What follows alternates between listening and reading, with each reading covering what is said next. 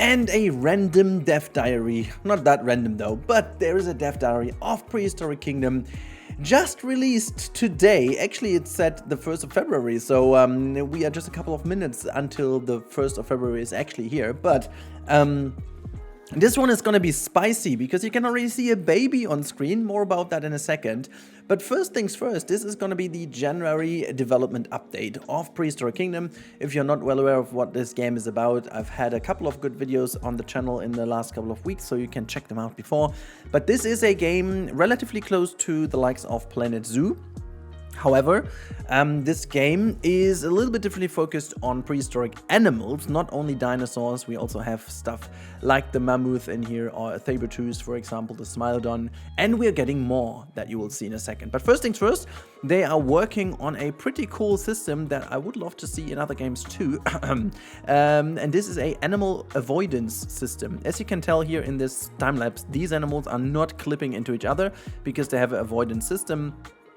Which is very cool because they also mention that this is kind of hard to get rid of because of having otherwise oversized avoidance ranges, which is something, you know, hitboxes and stuff are always very challenging to do. But honestly, this looks pretty good.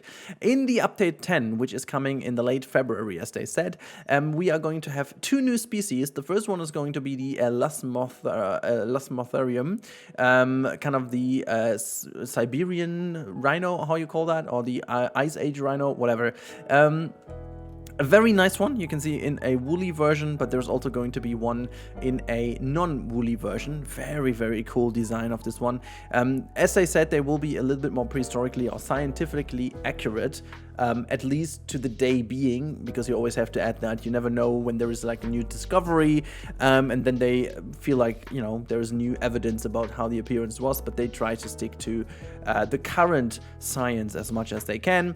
And then there is a cave lion, which is so cool. This makes 2 new species of a cave lion coming to the, as well as the rhino. So that is really cool.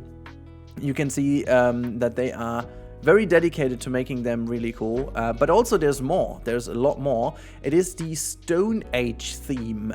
We get new pieces, and I mean, just look at that. There's already so much cool stuff I can see even here. These mushrooms. We've got like a little fire. We've got some leather pieces and archways out of wooden beams, and a very versatile set, I can already tell. And there are some new plants in the back I can spot here too. And then we are getting some kind of stone paintings which is also so cool, like with the, I don't know, what's that, Apatosaurus.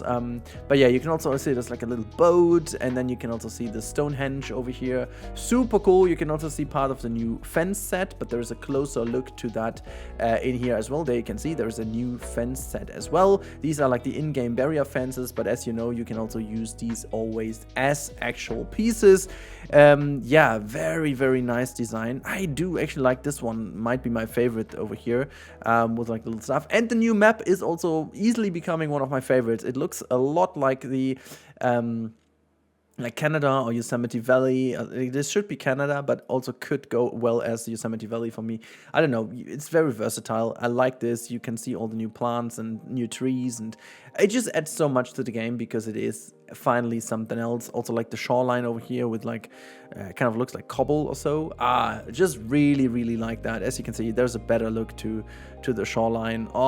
Riverbank, it's looking gorgeous. Also, I love the skybox. This is in particular, I guess, my favorite skybox easily in the game. And then you also have like a wonderful look at the Aurora Borealis. So this is pretty cool that we have that in game too.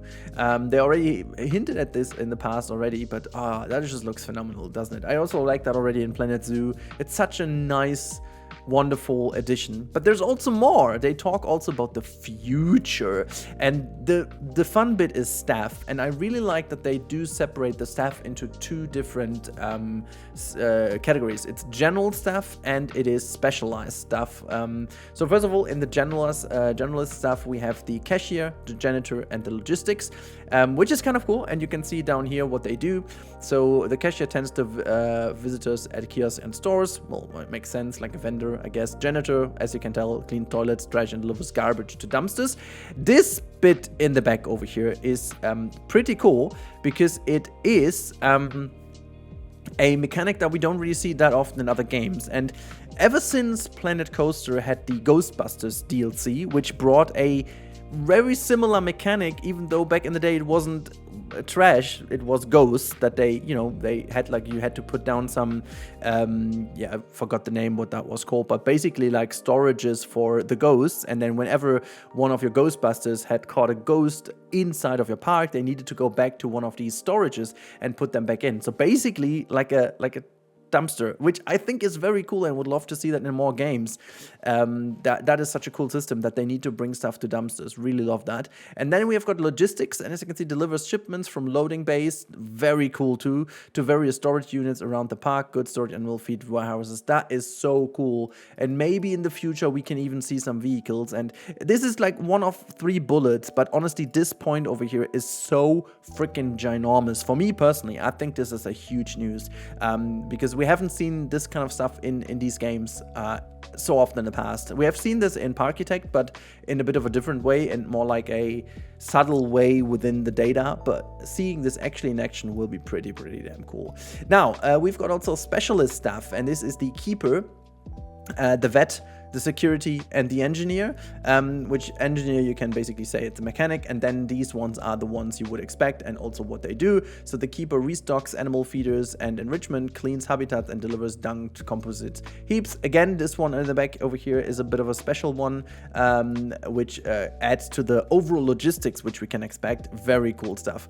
Veterinarian monitors habitats for sick, injured, and pregnant animals, can provide feeder supplements and medication. Also cool way of doing this. Engineer, well, actually, as you can imagine, repairs damaged fences, modules, and builds high security fencing. Security accommodates staff into dangerous habitats. That is also pretty cool, by the way, and protects guests in the event of an emergency. Very cool stuff. So it's not even for robbery or so. People do not do robbery, whatever. There's a lot to cover with staff and logistics gameplay, so we'll be doing a more in-depth blog post with more, oh gosh, this is, I want to see this. I'm so into that. This is so cool. This is going to be fundamentally changed and set the direction for challenge mode going forward, so we'll likely run some early feedback builds on the public testing branch once we've got that stuff ready. So cool. And now we got to ontogeny, or autogony. I'm not sure how exactly you pronounce it, but look at this. Look at this picture. Why can we not make this one big? Oh god. Baby animals, it is so cute. Anyways, this year team will be adding the process of autogeny to Prehistoric Kingdom. In real time, you'll be able to watch our animals seamlessly grow from tiny babies to gangly dozens, and of course into the fully grown adults you've already been incubating in the park. You can do this in 2 ways. You can either purchase them later on, or you can actually breed them, but breeding will be for the future. As you can see, it's like with a little question mark over here. But it's so cool, as you can see over here over time, how they, come on, I can click this bigger, but this one is what a scam. Okay. But yeah, you can see in Sandbox, players will be able to pick the age of an animal when creating them in the nursery. In challenge mode, however, we are planning to make the part for research tree. If players want an adult specimen at the beginning of their challenge game, they'll have to go through different means to acquire them. Oh, future mechanics. So all in all, that is absolutely good, but we are not even done. In update 12, they are expecting new species, and the likes of the Apatosaurus in here, very cool, and the Brontosaurus Axolotl, very cool. The Brontosaurus is something too cool. Yeah, I mean, there is so much in here. I can't even say. Like, also so cool pictures of the community. This just popped up before I wanted to go to bed, so I'm very interested to hearing your opinion. I mean, recently we've done, also what a chunky update this is. Recently we've been playing a lot more in this game, and I will continue with a T-Rex habitat next. So if you're interested for that and you're not sub to the channel, you better do so. But if you don't know what I've been doing in Prehistoric Kingdom lately, you better check out the video which will pop up on screen right now. Thank you so much for watching, and I talk to you in the next one. Have a wonderful time and goodbye.